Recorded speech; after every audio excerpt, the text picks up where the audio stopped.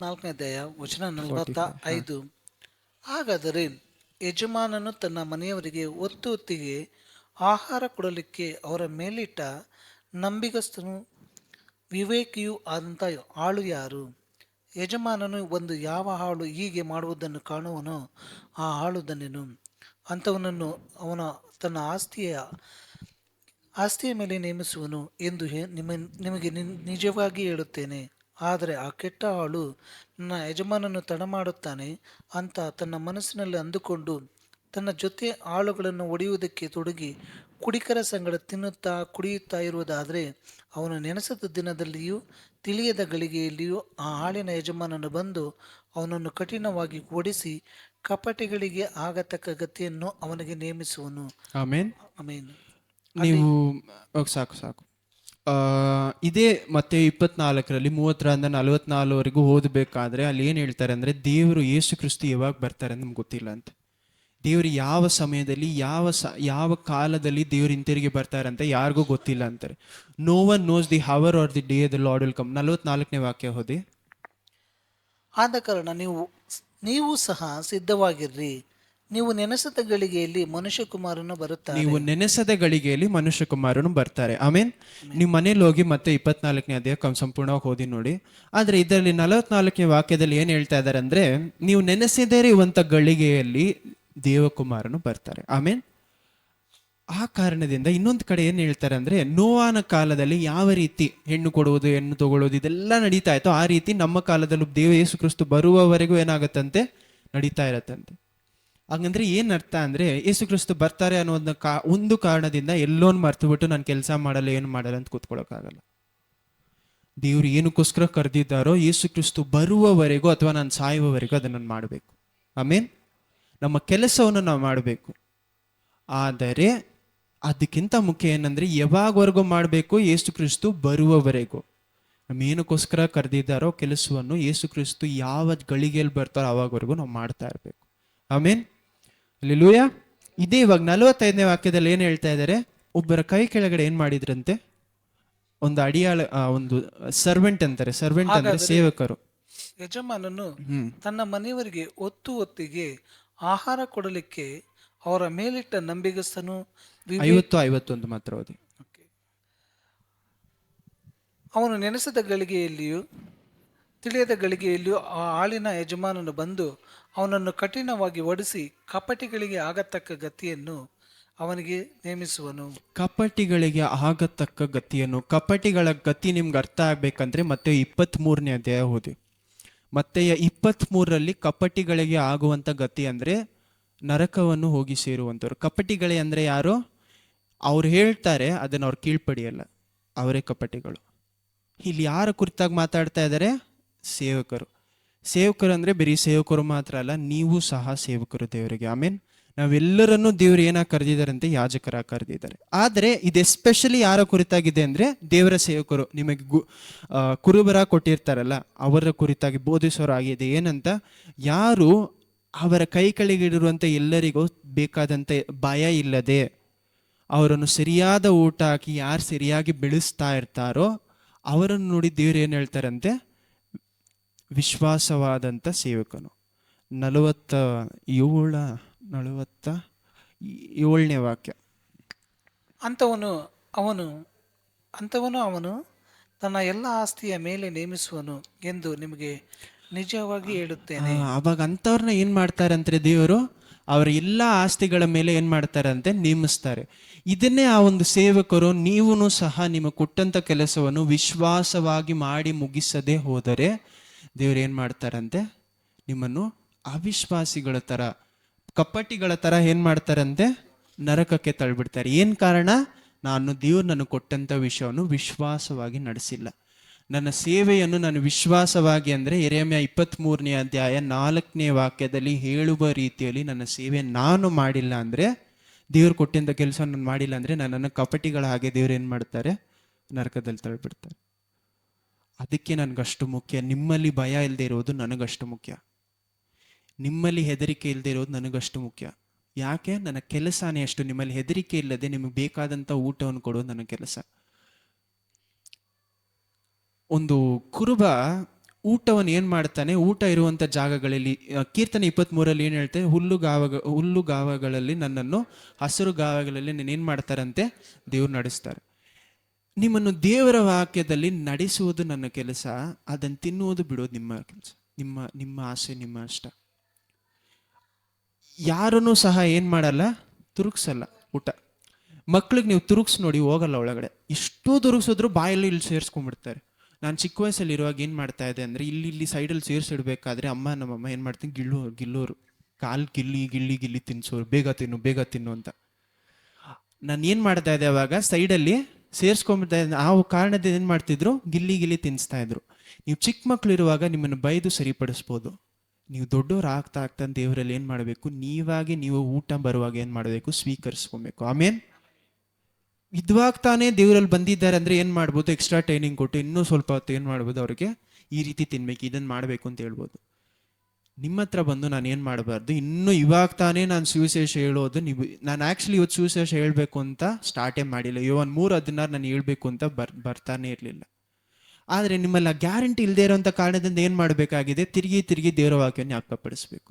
ಯಾಕಂದರೆ ನೀವು ಧ್ಯಾನ ಮಾಡಿ ದೇವ್ರ ಜ್ಞಾಪಕವನ್ನು ಮೈಂಡಲ್ಲಿ ಇಟ್ಕೊಳ್ತಾ ಇಲ್ಲ. ದೇವರು ನಿಮಗೆ ಕೊಟ್ಟಂಥ ಕೆಲಸವನ್ನು ನೀವು ಸರಿಯಾಗಿ ಮಾಡ್ತಾ ಇದ್ರೆ ನಿಮ್ಮಲ್ಲಿ ಭಯ ಇರಲ್ಲ. ಸರಿಯಾಗಿ ಮಾಡ್ತಾ ಇದ್ದೀನಿ ಅಂದರೆ 100% ಪರ್ಫೆಕ್ಷನಿಂದ ಮಾಡೋದಲ್ಲ. ದೇವ್ರಿಗೋಸ್ಕರ ನನ್ನ ಹೃದಯದಿಂದ ನಾನು ದೇವರ ಜೊತೆ ಅನುದಿನ ಕೂತ್ಕೊಳ್ತಾ ಇದ್ದೀನಾ, ನನ್ನ ಹೃದಯದಿಂದ ದೇವ್ರು ನನಗೆ ಹೇಳೋದನ್ನು ಮಾಡಿ ನಡೀತಾ ಇದ್ದೀನಾ.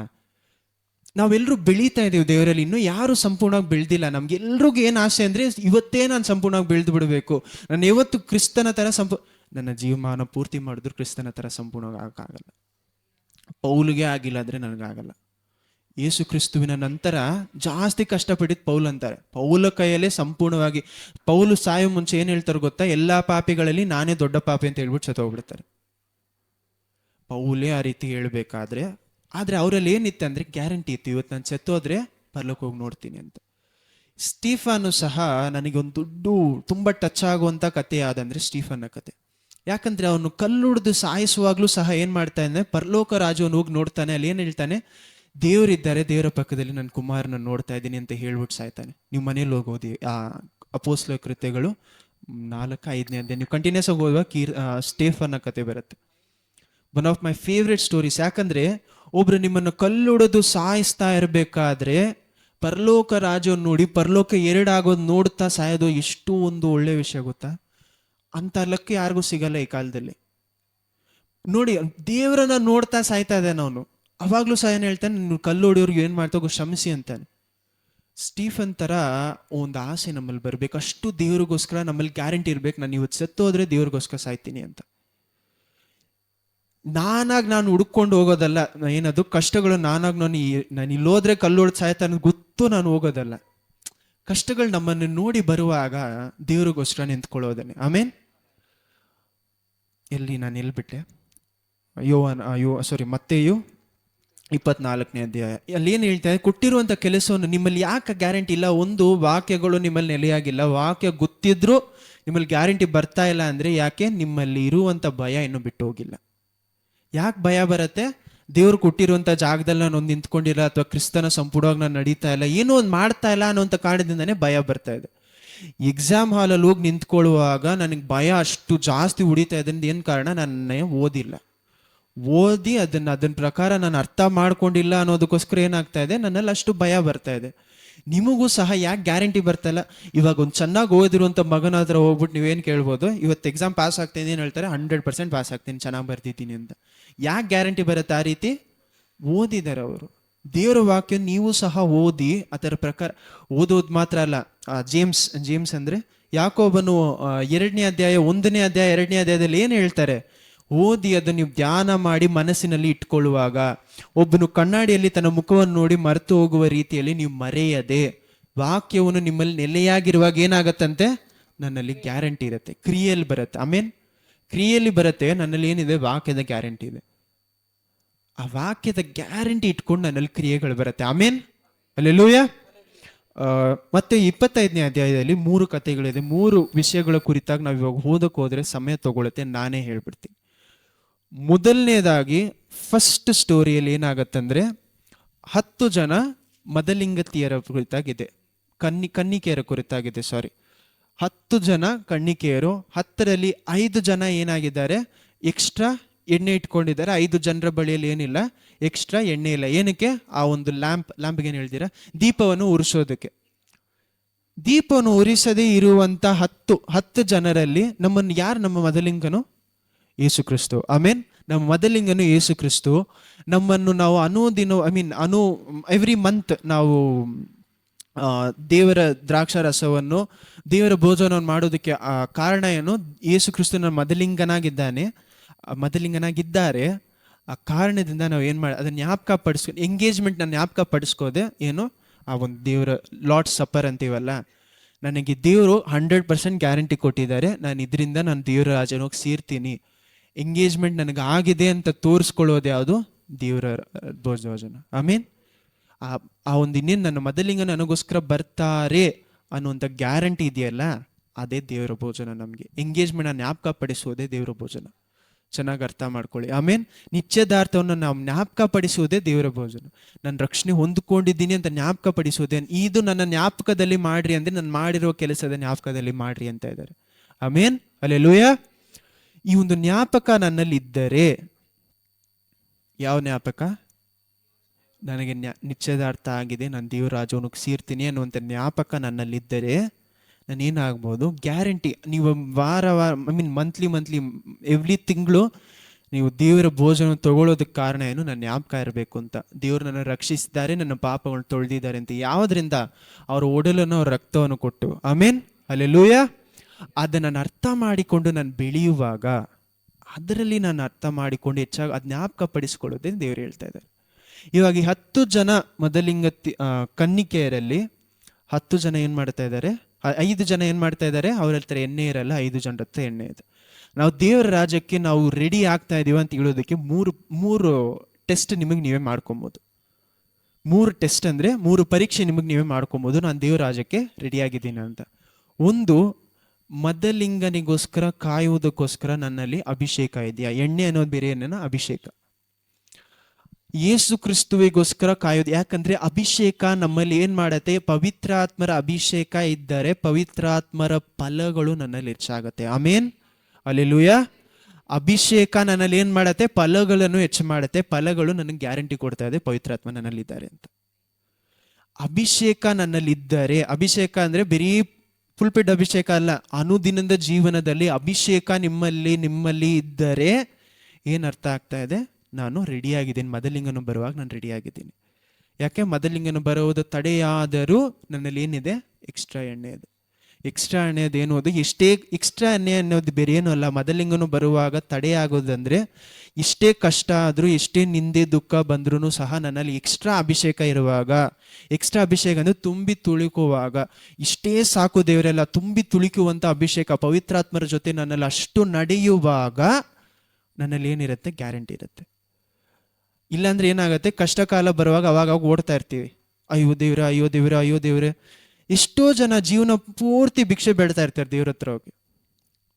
ನೀವಿಲ್ಲಿ ಭಿಕ್ಷೆ ಬೇಡ್ತಾ ಇದ್ರೆ, ಒಂದು ವೇಳೆ ಇಲ್ಲಿ ಭಿಕ್ಷೆ ಬೇಡಿದ್ರು ಪರವಾಗಿಲ್ಲ, ಪರಲೋಕ ರಾಜ್ಯದ ಗೇಟ್ಸ್ ಅಂದ್ರೆ ಪರಲೋಕ ರಾಜ್ಯದ ಬಾಗಿಲ ಹತ್ರ ಹೋಗಿ ಅಲ್ಲೋಗಿ ಭಿಕ್ಷೆ ಬೇಡುವಂತ ಸ್ಥಳ ಬಂದ್ಬಿಟ್ರೆ ಏನ್ ಮಾಡ್ತೀರಾ? ಯಾಕೆ? Why you can rather see here you being a beggar is not a big problem. ಇಲ್ಲಿ ನಾನು ಭಿಕ್ಷಕನಾಗಿರೋದು ದೊಡ್ಡ ವಿಷಯ ಅಲ್ಲ. ಯಾಕೆ? ಭಿಕ್ಷಕನಾದ ಲಾಜರಸ್ನು ಸಹ ದೇವರು ಏನು ಮಾಡಿದ್ರು? ಅವ್ರ ರಾಜ್ಯಕ್ಕೆ ಹೋಗಿ ಸೇರಿಸ್ಕೊಂಡ್ರು. ಆಮೇನ್. ಅಲ್ಲೋಗಿ ನಾನು ಭಿಕ್ಷೆ ಬೇಡಬಾರ್ದು. ಎಲ್ಲಿ? ದೇವರ ದೇವರೇ ಸೇರಿಸ್ಕೊಂಬಿಡಿ. ಅವಾಗ ಮಾಡಿದ್ರು ಏನು ಮಾಡಲ್ಲ ದೇವರು ಒಳಗಡೆ. ಅದನ್ನೇ ಎಲ್ಲಿ ಹೇಳ್ತಾ ಇದ್ದಾರೆ? ಮತ್ತೆ 25ನೇ ಅಧ್ಯಾಯ 13ನೇ ವಾಕ್ಯದ 12ನೇ ವಾಕ್ಯದಲ್ಲಿ ಏನು ಹೇಳ್ತಾ ಇದ್ದಾರೆ? ಮತ್ತೆ 11-12 ಓದ್ಬಿಡಿ. ಮತ್ತೆ 25:11 ತರುವಾಯ ಉಳಿದ ಕನ್ಯೆಯರು ಸಹ ಬಂದು, ಕರ್ತರೆ ನಮಗೆ ತೆರೆಯಿರಿ ಅಂದರು.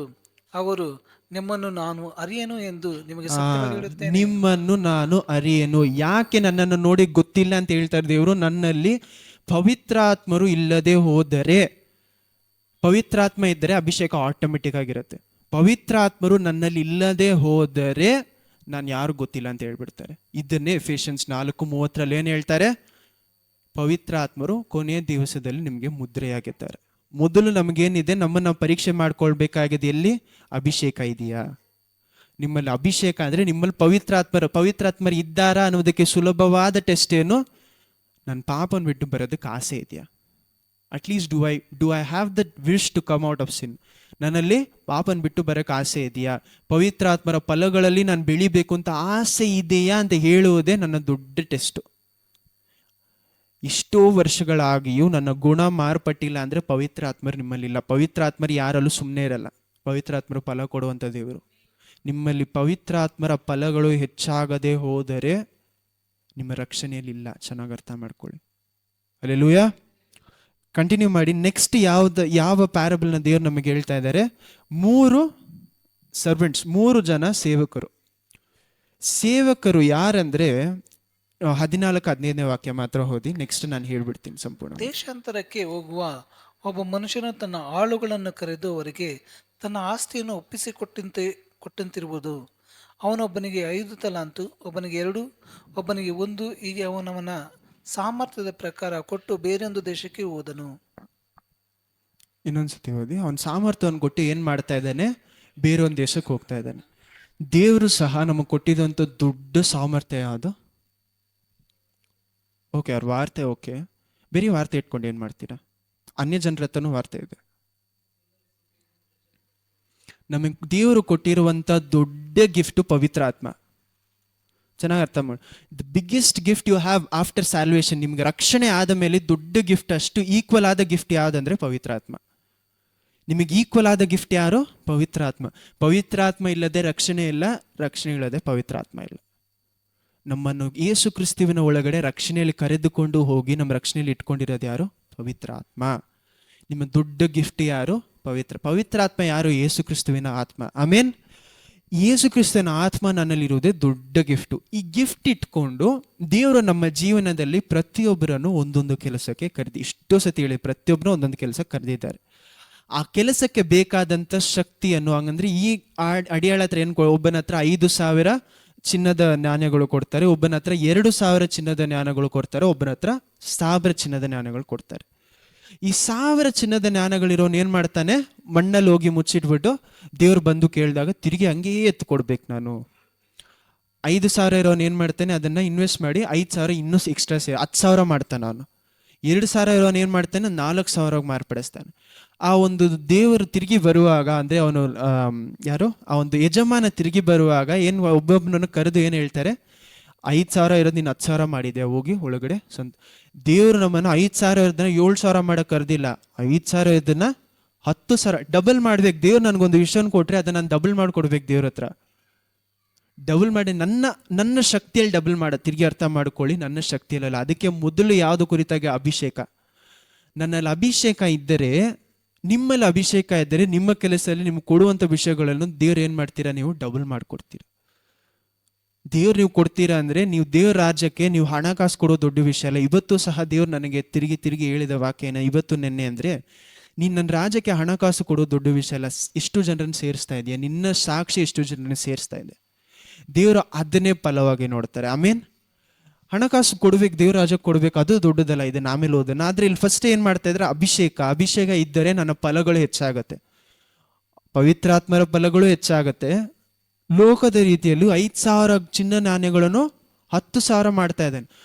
ಒಬ್ಬೊಬ್ಬರಿಗೂ ತನ್ನ ತಗದಿಯ ರೀತಿಯಲ್ಲಿ, ಅಂದ್ರೆ ಅವನಲ್ಲಿ ಎಷ್ಟು ಅವನು ತಡೆದುಕೊಳ್ಳೋಕ್ಕಾಗುತ್ತೋ ಅಷ್ಟು ದೇವರು ಅವ್ರ ಕೈಯಲ್ಲಿ ಏನ್ ಮಾಡ್ತಾರಂತೆ? ಕೊಡ್ತಾರಂತೆ. ಒಬ್ಬನಿಗೆ 5,000 ತಾಳುವಷ್ಟು ಜ್ಞಾನ ಇದೆ ಅಂತ 5,000 ಅವನ ಕೈಯಲ್ಲಿ ಕೊಡ್ತಾರೆ. ಅವನೇನ್ ಮಾಡ್ತಾನೆ? ಅದನ್ನ 10,000 ಮಾಡ್ತಾನೆ. 2,000 ಇರೋನ್ ಕೊಟ್ಟವನು ಅವನೇನ್ ಮಾಡ್ತಾನೆ? ಅವನಿಗೆ ಅಷ್ಟೇ ಟ್ಯಾಲೆಂಟ್ ಇದೆ, ಅವನೇನ್ ಮಾಡ್ತಾನೆ? 4,000 ಮಾಡ್ತಾ ಇದ್ದಾನೆ.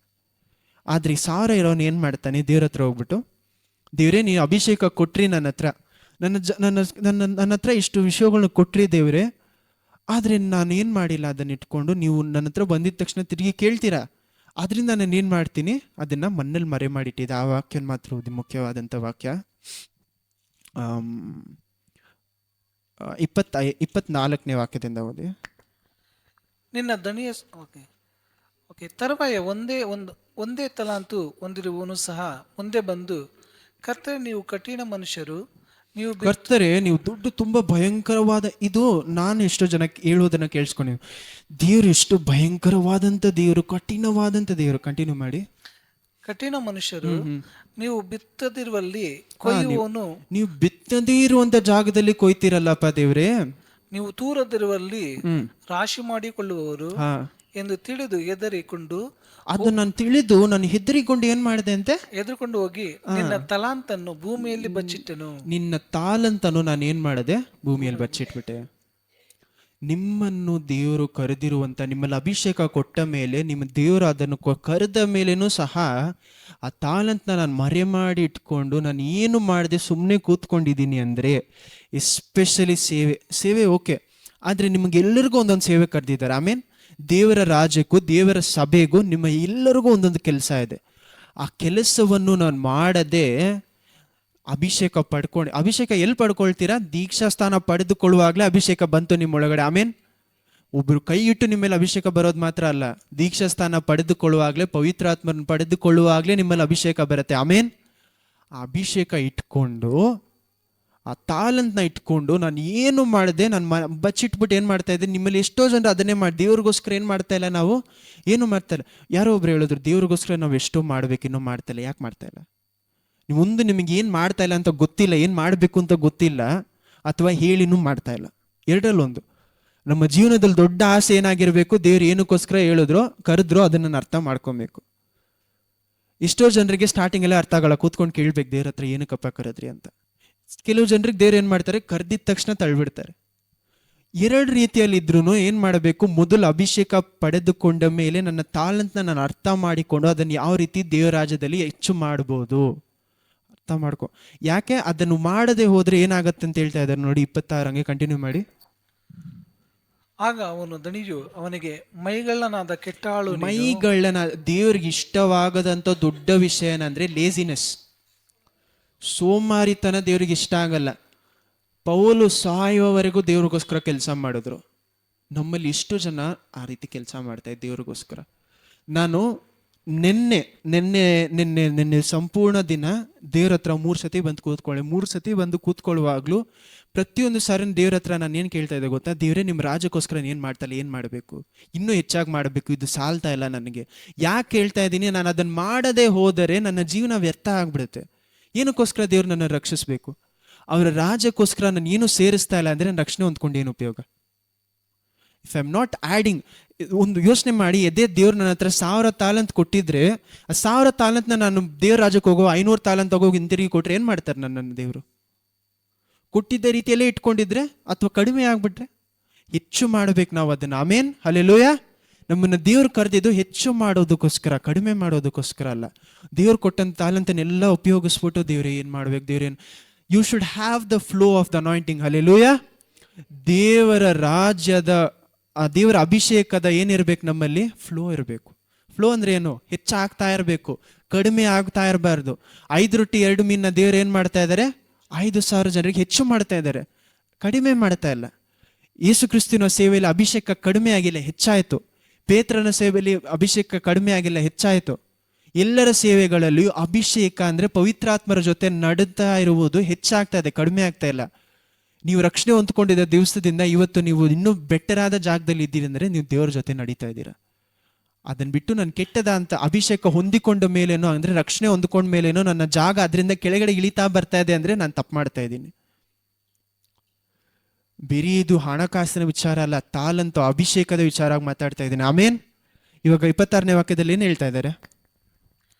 ಅವನಿಗೆ, ಮೈಗಳ್ಳನಾದ ಕೆಟ್ಟ ಸೇವಕನೇ, ನಾನು ಬಿತ್ತುತ್ತಿರುವಲ್ಲಿ ಕೊಯ್ಯುವವನು, ತೂರದಿರುವಲ್ಲಿ ರಾಶಿ ಮಾಡಿಕೊಳ್ಳುವವನು ಎಂದು ತಿಳಿದೀಯಾ? ಹಾಗಾದ್ರೆ ನೀನು ನನ್ನ ಹಣವನ್ನು ಸಾಹುಕಾರರಲ್ಲಿ ಬಡ್ಡಿಗೆ ಹಾಕಬೇಕಾಗಿತ್ತು. ನಾನು ಬಂದು ನನ್ನದನ್ನು ಬಡ್ಡಿ ಸಹಿತ ಪಡೆದುಕೊಳ್ಳುತ್ತಿದ್ದೇನು ಎಂದು ಹೇಳಿ ತನ್ನ ಸೇವಕರಿಗೆ ಅವನಿಂದ ಆ ತಲಾಂತು ತೆಗೆದು 10 ತಲಾಂತು ಇದ್ದವನಿಗೆ ಕೊಡಿರಿ, ಇದ್ದವರಿಗೆಲ್ಲ ಕೊಡಲ್ಪಡುವುದು, ಅವನಿಗೆ ಮತ್ತು ಹೆಚ್ಚಾಗುವುದು. ಹಲ್ಲೆಲೂಯಾ. ಆಮೆನ್. 10 ತಲಾಂತ್ ಇರೋ ನಂತರ ಏನ್ ಮಾಡಿ ಅಂತ ಹೇಳ್ತಾ ಇದ್ದಾರೆ ದೇವರು? ಕೊಟ್ಬಿಡಿ, ಇದನ್ನ ಸೇರಿಸಿ ಅಂತ.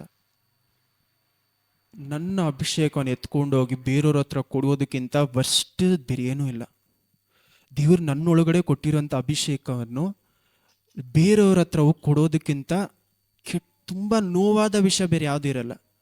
ಯೋಚನೆ ಮಾಡಿ ನೋಡಿ, ದೇವ್ರು ನಮ್ಗೆ ಏನು ಮಾಡಿರ್ತಾರೆ ಅಂದರೆ, god would have all given promise ಕೊಟ್ಟಿರ್ತಾರೆ. ದೇವ್ರು ನಮ್ಗೆ ಏನಂತ, ನೀವು ರಕ್ಷಣೆ ಹೊಂದ್ಕೊಳ್ಳುವಾಗಲೇ ನನಗೂ ಒಂದು ಪ್ರಾಮಿಸ್ ಕೊಟ್ಟು ನಿಮಗೂ ಒಂದು ಪ್ರಾಮಿಸ್ ಕೊಟ್ಟಿರ್ತಾರೆ. ಆದರೆ ಯೆರೆಮೀಯ 23ನೇ ಅಧ್ಯಾಯದಲ್ಲಿ, ಇವಾಗ ಓದಕ್ಕೆ ಹೋಗಬೇಡಿ, ಮನೇಲಿ ಹೋಗಿ, ತುಂಬ ಇಂಪಾರ್ಟೆಂಟ್ ಆದಂಥ ವಾಕ್ಯ, ಯೆರೆಮೀಯ 18ನೇ ಅಧ್ಯಾಯ 5-11 ಬರೆದಿಟ್ಕೊಳ್ಳಿ. ಯೆರೆಮೀಯ 18ನೇ ಅಧ್ಯಾಯ 5-11 ವಾಕ್ಯ.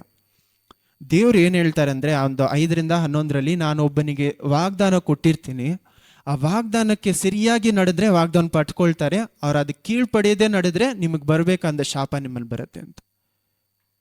ಆ ವಾಕ್ಯ ಚೆನ್ನಾಗಿ ಓದ್ಕೊಳ್ಳಿ. ನಾನು ಕ್ಲಿಯರಾಗಿ ಹೇಳ್ತಾ ಇಲ್ಲ, ನಾನು ಕನ್ನಡದ ಭಾಷೆ ಸರಿಯಾಗಿ ಬರಲ್ಲ ಅನ್ನೋದಕ್ಕೆ, ಆದರೆ ಇದನ್ನೇ ಹೇಳ್ತಾ ಇದ್ದಾರೆ.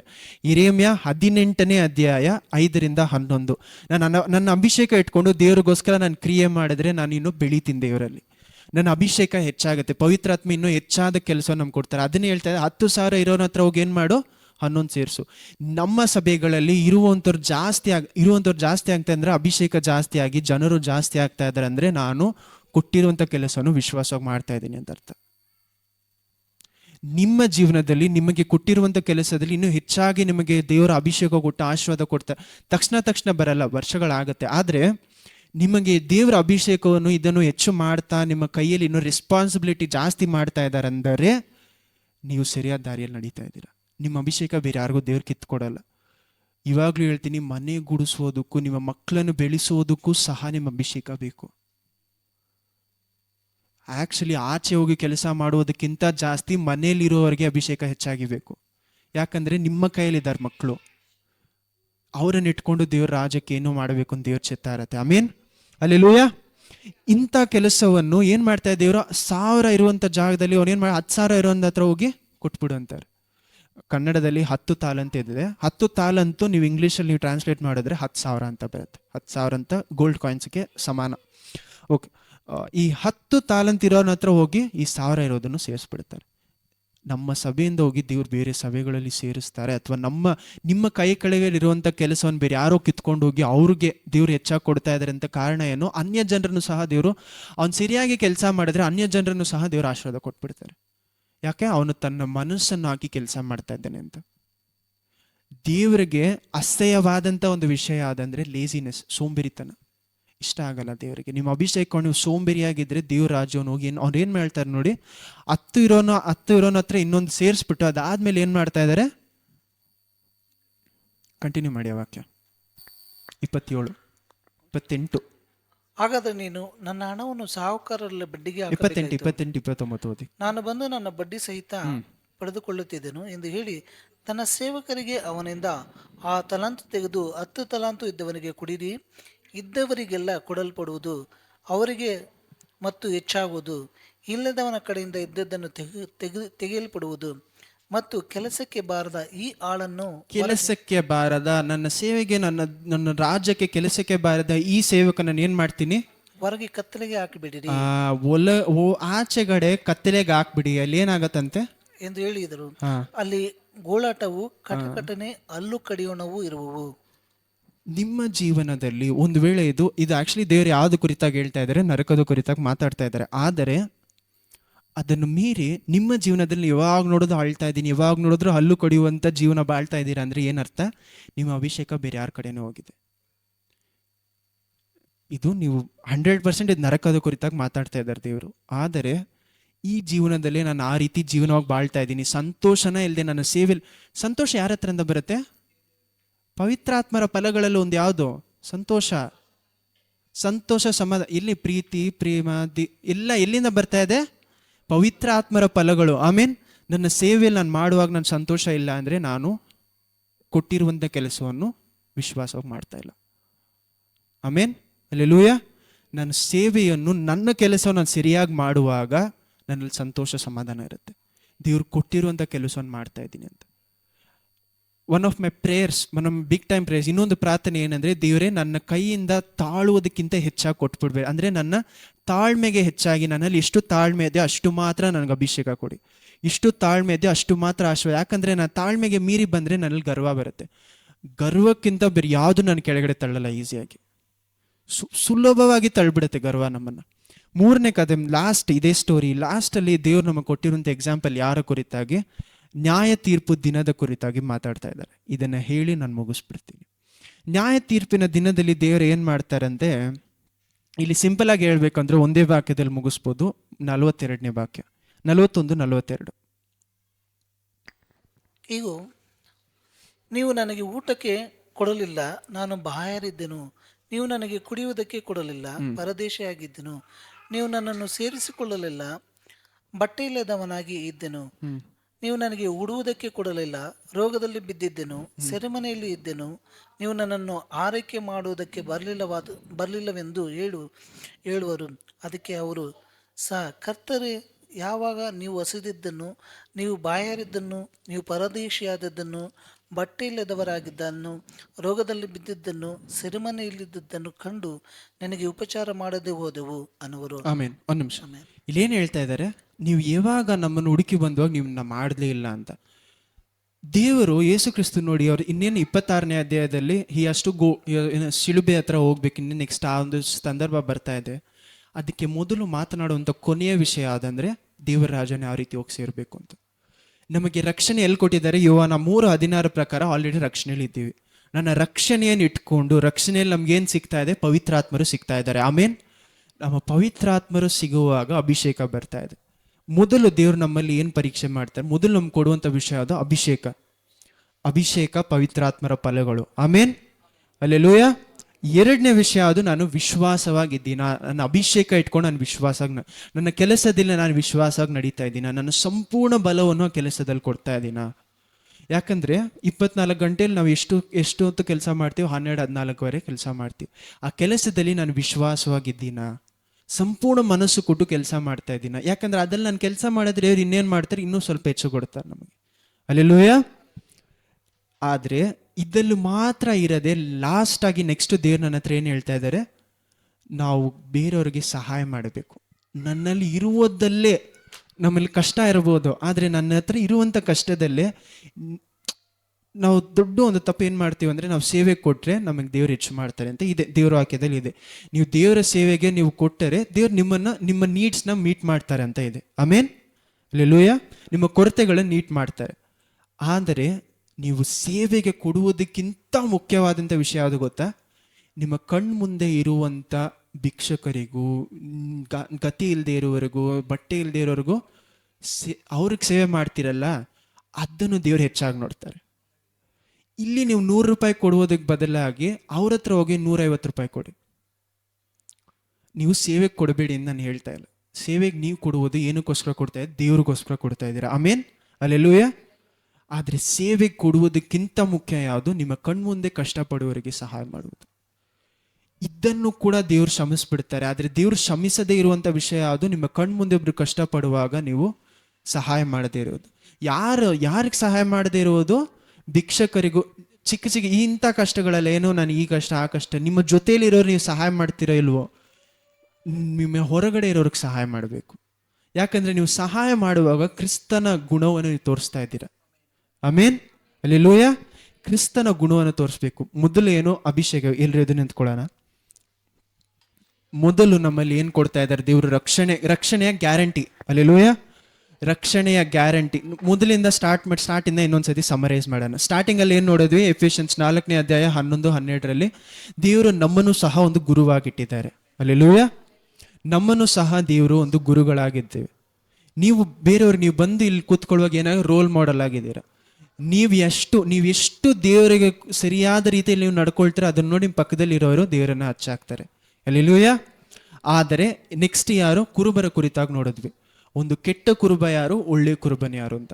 ಕೆಟ್ಟ ಕುರುಬ ಯಾರು? ಅವನು ಗುಣ ಜಾಸ್ತಿ ಕೆಟ್ಟು ಹೋಗಿರುವಂಥ ಜನರನ್ನು ಹುಡುಕಿ ಹೋಗಿ ಅವ್ರನ್ನ ಸರಿಪಡಿಸಲ್ಲ, ಚದರಿ ಹೋಗಿರುವಂತನು ಹುಡುಕಿ ಹೋಗಲ್ಲ, ಗುಣವಾಗದೇ ಇರೋರನ್ನ ಊಣವಾಗೋರ್ನ ಗುಣಪಡಿಸುವುದಿಲ್ಲ, ಮನಸ್ಸಿನಲ್ಲಿ ಊಣವಾದವ್ರನ್ನ ಗುಣಪಡಿಸಲ್ಲ. 4 ಚೆನ್ನಾಗಿರೋರ್ಗೂ ಸಹ ಸರಿಯಾದ ಊಟವನ್ನು ಕೊಡಲ್ಲ. 5ನೇದು ಯಾವುದು? ಚೆನ್ನಾಗಿರೋರತ್ತ ಕಿತ್ಕೊಂಡು ತಿನ್ನುವಂತ. ಅವನು ಸರಿಯಾದ ಕುರುಬನು ಅಲ್ಲ. ಒಳ್ಳೆ ಕುರುಬನ ಗುಣಾದಿಶಯಗಳೇನು? 2 ಒಬ್ರು ಅವರಲ್ಲಿ ಭಯ ಇರೋದಿಲ್ಲ, ಬೇಕಾದಂಥ ಊಟ ಅವ್ರಿಗೆ ಸಿಗುತ್ತೆ. ಹಲ್ಲೆಲೂಯಾ. ಆಮೇಲೆ 3ನೇ ವಿಷಯ ಯಾವ್ದು ನೋಡಿದ್ವಿ? ನಮ್ಮನ್ನು ರಕ್ಷಣೆಯಲ್ಲಿ ದೇವ್ರು ಯಾರ್ಥ ಗ್ಯಾರಂಟಿ ಕೊಟ್ಟಿದ್ದಾರೆ. ನಿಮ್ಮಲ್ಲಿ ಆ ಭಯ ಇನ್ನೂ ಇದೆ ಅಂದರೆ ಯಾರು ಕೆಲಸ ಸರಿಯಾಗಿ ಮಾಡಿಲ್ಲ, ಕುರುಬರು ತನ್ನ ಕೆಲಸ ಮಾಡಿಲ್ಲ, ಅಥವಾ ನೀವು ನಿಮ್ಮ ಕೆಲಸವನ್ನು ಮಾಡ್ತಾ ಇಲ್ಲ. ಕುರುಬನಾಗಿ ನಿಮಗೆ ಅಟ್ಲೀಸ್ಟ್ ನಿಮಗೆ ವಾಕ್ಯ ಹೇಳುವನಾಗಿ ನನ್ನ ಕೆಲಸವನ್ನು ನಾನು ಏನು ಮಾಡ್ತೇನೆ. ನಿಮ್ಮ ಕೆಲಸವನ್ನು ನೀವು ಮಾಡಬೇಕು. ಹಲ್ಲೆಲೂಯಾ. ಈ ಕೆಲಸವನ್ನು ಮಾಡ್ತಾ ಇರಬೇಕಾದ್ರೆ ಯಾವುದೆಲ್ಲ ಕೆಲಸ ಕೊಟ್ಟಿದ್ದಾರೆ? ನಮ್ಮ ರಕ್ಷಣೆಗೆ ಗ್ಯಾರಂಟಿ ಕೊಟ್ಟಿದ್ದಾರೆ. ಜೇಮ್ಸ್ 1 ಮತ್ತು 2ನೇ ಅಧ್ಯಾಯದ ಪ್ರಕಾರ ನಮ್ಮ ರಕ್ಷಣೆಗೆ ಗ್ಯಾರಂಟಿ ಇದೆ. ಆ ಗ್ಯಾರಂಟಿನ ಇಟ್ಕೊಂಡು ನನ್ನ ಕೆಲಸಗಳು ಮಾಡಬೇಕು. ಕೆಲಸಗಳಿಂದ ನಾನು ರಕ್ಷಣೆ ಹೊಂದ್ಕೊಂಡಿಲ್ಲ, ರಕ್ಷಣೆ ಇಟ್ಕೊಂಡು ನನ್ನ ಕೆಲಸಗಳು ಮಾಡಬೇಕು ನನ್ನ ವಿಶ್ವಾಸದಿಂದ. ಈ ರಕ್ಷಣೆ ಅಂದರೆ ಏನು? ಗ್ಯಾರಂಟಿ, ನಾನು ಪರಲೋಕ ರಾಜನ ಹೋಗಿ ಸೇರ್ತೀನಿ ಅಂತ. ದೇವರ ಕೃಪೆಯಿಂದ ನನ್ನ ಅಭಿಷೇಕ ನನ್ನಲ್ಲಿ ಇರುವಾಗ, ಮತ್ತೆಯು 24-25ನೇ ಅಧ್ಯಾಯದ ಪ್ರಕಾರ ಏನು ಮೊದಲು ಅಭಿಷೇಕ ಪವಿತ್ರಾತ್ಮರನ್ನು ಕೊಡ್ತಾ ಇದ್ದಾರೆ. ಗ್ಯಾರಂಟಿ ನಮಗೆ ಕೊನೆಯ ದಿವಸದ ಗ್ಯಾರಂಟಿ ಯಾರು? ಪವಿತ್ರಾತ್ಮ. ಮೊದಲು ಅಭಿಷೇಕ ಇಟ್ಕೊಂಡು ನಾನು ಏನಾಗಬೇಕು? ವಿಶ್ವಾಸವಾಗಿ ನಡೆದುಕೊಳ್ಬೇಕು. ಅಭಿಷೇಕದಲ್ಲಿ ವಿಶ್ವಾಸವಾಗಿದ್ದರೆ ದೇವರು ಹೆಚ್ಚು ಸೇರಿಸಿಕೊಡ್ತಾರೆ. ಹಲ್ಲೆಲೂಯಾ. ಆ ವಿಶ್ವಾಸವಾಗಿದ್ದ ಮೇಲೆ ನೆಕ್ಸ್ಟ್ ದೇವ್ರು ಟೆಸ್ಟ್ ಮಾಡುವಂಥ ದೊಡ್ಡ ವಿಷಯ ಏನು? ಅನ್ಯ ಜನರಿಗೆ ಕರುಣೆ ತೋರ್ತೀರಾ? ನಿಮ್ಮ ಜೊತೆಲಿ ಇರೋರು ಕಷ್ಟದಲ್ಲಿರುವಾಗ ನೀವು ಕರುಣೆ ತೋರ್ತೀರಾ? ದೇವ್ರು ಏನು ಹೇಳ್ತಾರೆ? ನಾನು ನಿಮ್ಮನ್ನು ಹುಡುಕಿ ಬರುವಾಗ ನೀವು ನನಗೆ ಸಹಾಯ ಮಾಡಿಲ್ಲ, ನಾನು ಯಾರು ಅಂತ ಗೊತ್ತಿಲ್ಲ, ಹೋಗ್ಬಿಡಿ ದೂರ ಅಂತ. ಒಂದು ವಾಕ್ಯ, ಯಾಕೋಬನು 1ನೇ ಅಧ್ಯಾಯನ, ಒಂದು ಸೆಕೆಂಡ್,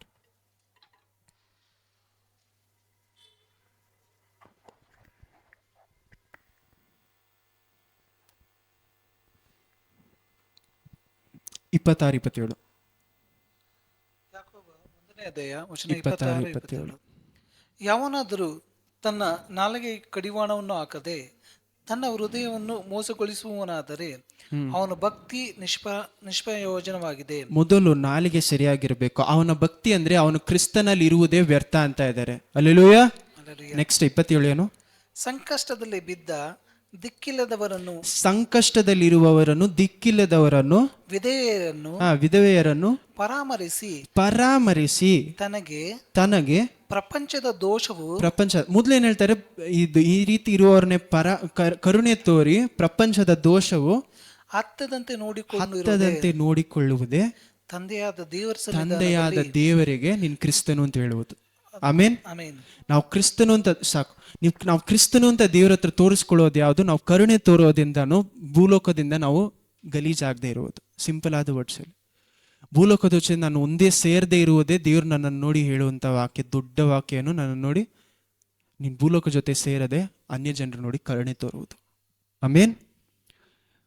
ಒಂದೇ ಒಂದು ವಿಷಯ ಹೇಳ್ಬಿಟ್ಟು ಮುಗಿಸ್ತೀನಿ. ಮತ್ತೆಯು ಓದೋದು ಬೇಡ. ಮತ್ತೆಯು 6ನೇ ಅಧ್ಯಾಯದಲ್ಲಿ ದೇವರು ಒಂದು ವಾಕ್ಯದಲ್ಲಿ ಹೇಳ್ತಾರೆ, ಒಬ್ಬನು 2 ಯಜಮಾನಗಳನ್ನು ಏನು ಮಾಡೋಕ್ಕಾಗಲ್ಲ, ಸೇವಿಸೋದಕ್ಕೆ ಸಾಧ್ಯ ಇಲ್ಲ. ಅದು ಹೇಳಿದ ಮೇಲೆ ಏನು ಹೇಳ್ತಾರೆ? ಒಂದು ದೇವರನ್ನ ಸೇವೆ ಮಾಡ್ಬೋದು ಅಥವಾ ಹಣವನ್ನು ಸೇವೆ ಮಾಡ್ಬೋದು ಅಂತಾರೆ. ಯಾಕೆ ಗೊತ್ತಾ? ದೇವರಿಗೆ ಈಕ್ವಲ್ ಆಗಿ ಪಿಶಾಚಿನ ಅಲ್ಲಿ ಹೇಳಿಲ್ಲ. ಒಂದು ನೀನು ದೇವ್ರನ್ನ ಸೇವೆ ಮಾಡ್ಬೋದು ಅಥವಾ ಪಿಶಾಚಿನ ಸೇವೆ. ಒಂದು ನೀನು ದೇವ್ರನ್ನ ಸೇವೆ ಮಾಡ್ಬೋದು ಅಥವಾ ಸೇವಕರಿಗೆ ಸೇವೆ ಮಾಡು ಅಥವಾ ದೇವರಿಗೆ ಸೇವೆ ಏನು ಹೇಳಿಲ್ಲ. ಒಂದು ದೇವರಿಗೆ ಸೇವೆ ಮಾಡ್ಬೋದು ಅಥವಾ ಹಣವನ್ನು ಸೇವೆ. ದೇವರಿಗೆ ಈಕ್ವಲ್ ಆದ ಜಾಗದಲ್ಲಿ ದೇವರಿಗೆ ಕಂಪೇರ್ ಮಾಡೋದು ಯಾವ ವಿಷಯ? ಹಣ. ನಮ್ಮ ಜೀವನದಲ್ಲಿ ಹಣ ದೇವರ ರಾಜ್ಯವನ್ನು ಮುಂದುವರಿಸೋದಕ್ಕೆ ಮಾತ್ರ ಇರಬೇಕು. ನನ್ನ ಜೀವನದಲ್ಲಿ ಆಶೀರ್ವಾದಗಳು ದೇವರ ರಾಜ್ಯವನ್ನು ಮುಂದುವರಿಸೋದಕ್ಕೆ ಮಾತ್ರ ಇರಬೇಕು. ಅದಿಲ್ಲದೆ ಹಣವನ್ನು ನನ್ನ ರಾಜನಾಗಿ ಮಾಡಿಕೊಂಡ್ರೆ ನಾನು ರಕ್ಷಣೆ ಹೊಂದಿಕೊಂಡು ಕಾಪಾಡಿಕೊಂಡು ನಡೆಯುವುದಾಗಲ್ಲ. ನಾನು ಇದೇನಕ್ಕೋಸ್ಕರ ಹೇಳ್ತಾ ಇದ್ದೀನಿ, ನೀವು ಸೇವೆ ಕೊಡ್ತಿರೋ ಇಲ್ವೋ ಅನ್ಯ ಜನರು ನೋಡಿ ಕಷ್ಟದಲ್ಲಿ ಇರೋರಿಗೆ ಕೊಡಬೇಕು. ನಿಜವಾಗ್ಲೂ ಭಿಕ್ಷಕರಾಗಿರ್ತಾರಲ್ಲ, ಬಟ್ಟೆ ಇಲ್ಲದೆ ಇರೋರ್ಗೆ ಏನು ಮಾಡಬೇಕು? ಬಟ್ಟೆ ಅದನ್ನೇ ದೇವರು ಏನಂತ ಹೇಳ್ತಾ ಇದ್ದಾರೆ? ನಿಜವಾದ ದೇವರಿಗೆ ಆರಾಧನೆ, ನಿಜವಾಗ್ಲೂ ದೇವರಿಗೆ ನಾನು ನಡೆಯುವುದು. ಆಮೇನ್. ಪ್ರಾರ್ಥಿಸೋಣ.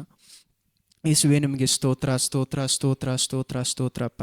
ನೀವು ಒಳ್ಳೆಯವ್ರನ್ನ ಕೃಪಿಸಿದ ಕಾಲೋದಪ್ಪ. ನಮ್ಮ ಜೊತೆ ಇಷ್ಟೊತ್ತು ವಾಕ್ಯಗಳ ಮೂಲಕ ಮಾತಾಡಿದ್ರಲ್ಲ, ಅದಕ್ಕಾಗಿ ಸ್ತೋತ್ರಪ್ಪ.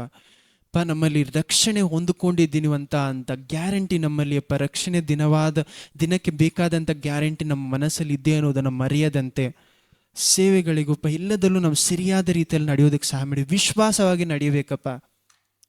ನಾವು ಬರೀ ಏನೋ ಒಂದು ವಿಷಯ ಅಭಿಷೇಕ ಪಡ್ಕೊಂಡೆ, ನಾನು ರಕ್ಷಣೆ ಹೊಂದಿಕೊಂಡೆ, ಇದ್ದೆ ಬಾಳ್ದೆ ಸತ್ಯ ಅಂತ ಇಲ್ಲದಂತೆ ನಿಜವಾಗಲೂ ನಿಮ್ಮ ರಾಜ್ಯಕ್ಕೆ ತಕ್ಕಂಥ ಮನುಷ್ಯರಾಗಿ ಮಾರ್ಪಡಿಸಿ. ಯಾಕಂದರೆ ನೀವು ನಮ್ಮನ್ನು ಎಫೆಸಿಯನ್ಸ್ 4ನೇ ಅಧ್ಯಾಯ 11, 12, 13 ಯೇಸು ಕ್ರಿಸ್ತುವಿನ ಸಂಪೂರ್ಣ ಗುಣಕ್ಕೆ ತಕ್ಕವರಂತ ಹಾಗೆ ಅಂತ ಮಾರ್ಪಡಿಸೋದಕ್ಕೋಸ್ಕರ ನಮ್ಮನ್ನು ಕರೆದಿದ್ದೀರಪ್ಪ.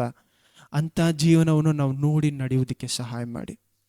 ಅಬ್ರಹಾಮನಲ್ಲಿದ್ದಂಥ ವಿಶ್ವಾಸ, ಯೇಸು ಕ್ರಿಸ್ತುವಿನಲ್ಲಿದ್ದಂಥ ವಿಶ್ವಾಸ, ಇಲಿಷಾ, ಪ್ರತಿಯೊಂದು ಸ್ವಲ್ಪ ಬೈಬಲ್ ಇರುವಂಥ ಪ್ರತಿಯೊಂದು ಮನುಷ್ಯರಿದ್ದಂತಹ ವಿಶ್ವಾಸ, ಆ ಸಂಪೂರ್ಣವಾದ ವಿಶ್ವಾಸ, ಯೇಸು ಕ್ರಿಸ್ತನಲ್ಲಿ ನಿಮ್ಮ ಮೇಲೆ ಸಂಪೂರ್ಣವಾದ ವಿಶ್ವಾಸ ಇತ್ತಲ್ಲ, ಆ ವಿಶ್ವಾಸ ನಮ್ಮಲ್ಲಿ ಇರುವುದಕ್ಕೆ ಸಹಾಯ ಮಾಡಿ. ಹೌದಪ್ಪ, ನಮ್ಮ ಮನಸ್ಸಿನಲ್ಲಿ ಆಳದಲ್ಲಿ ಇರುವಂಥ ವಿಷಯಗಳು ನೀವು ನೋಡ್ತಾ ಇದ್ದೀರಾ. ನಮ್ಮ ಆಸೆಗಳು, ನಮ್ಮ ಏನೆಲ್ಲ ಬೇಕು ಅಂತ ನಿಮ್ಗೆ ಗೊತ್ತಪ್ಪ. ನಮ್ಮ ಅಭಿಷೇಕ ಇನ್ನೂ ಹೆಚ್ಚಾಗೋದಕ್ಕೆ ಏನೆಲ್ಲ ಬೇಕು, ನಮ್ಮಲ್ಲಿ 10 ತಾಲಂತಿರೋರು ಇನ್ನೂ 11 ಆಗೋದಕ್ಕೆ ಏನು ಬೇಕು ಅಂತ ನಿಮಗೆ ಗೊತ್ತಪ್ಪ. ಅದು ನೀವು ಹೆಚ್ಚು ಮಾಡಿಸಿ.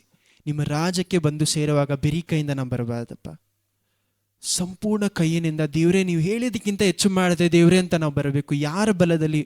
ಪವಿತ್ರಾತ್ಮರ ಬಲದಲ್ಲಿ ಮಾಡದೆ ಅಂತಪ್ಪ. ಅಂಥ ಒಂದು ಜೀವನವನ್ನು ನಮಗೆ ಕೊಡಿ.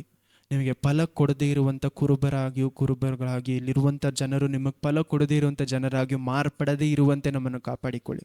ನಿಮ್ಮ ಕೃಪೆ ಇಲ್ಲದೆ ಹೋದರೆ ನಾವು ಏನನ್ನು ಮಾಡಿ ಮುಗಿಸೋ ಸಾಧ್ಯ ಇಲ್ಲ. ಎಲ್ಲ ನಿಮ್ಮ ಕೃಪೆಯಿಂದ ನಡೆಯಲಿ. ಇಂದು ಎಂದು ಮಾರದೇ ಇರುವಂಥ ದೇವರಪ್ಪ ಸ್ತೋತ್ರ. ತಂದೆಯಾದ ದೇವರ ಪ್ರೀತಿಯು ನಮ್ಮ ಜೊತೆಯಲ್ಲಿ ಸದಾ ಕಾಲವಿದ್ದು, ಯೇಸು ಕ್ರಿಸ್ತುವನಪ್ಪ ಹೌದಪ್ಪ ಕೃಪೆಯು ನಮ್ಮ ಜೊತೆ ಎಂದೆಂದಿಗೂ ಇದ್ದು, ಪವಿತ್ರಾತ್ಮರಪ್ಪ ಅನ್ಯೂನ್ಯತೆ ಐಕ್ಯ ಎಲ್ಲವೂ ನಮ್ಮ ಜೊತೆ ಅನುದಿನವೂ ಇದ್ದು ಅಪ್ಪ. ಯೇಸು ಕ್ರಿಸ್ತು ನಮ್ಮ ನಾಮದ ಮೂಲಕ ನಾವು ನಿಮ್ಮ ಪಾದದಲ್ಲಿ ಬಂದು ಸೇರುವಾಗ, ಅನುದಿನ ನಿಮ್ಮ ಪ್ರಸನ್ನತೆಯಲ್ಲಿ ಬರುವಾಗ ನೀವು ನಮ್ಮ ಜೊತೆ ಇದು ನಡೆಸ್ಕೊಡಿ. ಯೇಸುವಿನ ನಾಮದಲ್ಲಿ ತಂದೆ, ಆಮೇನ್.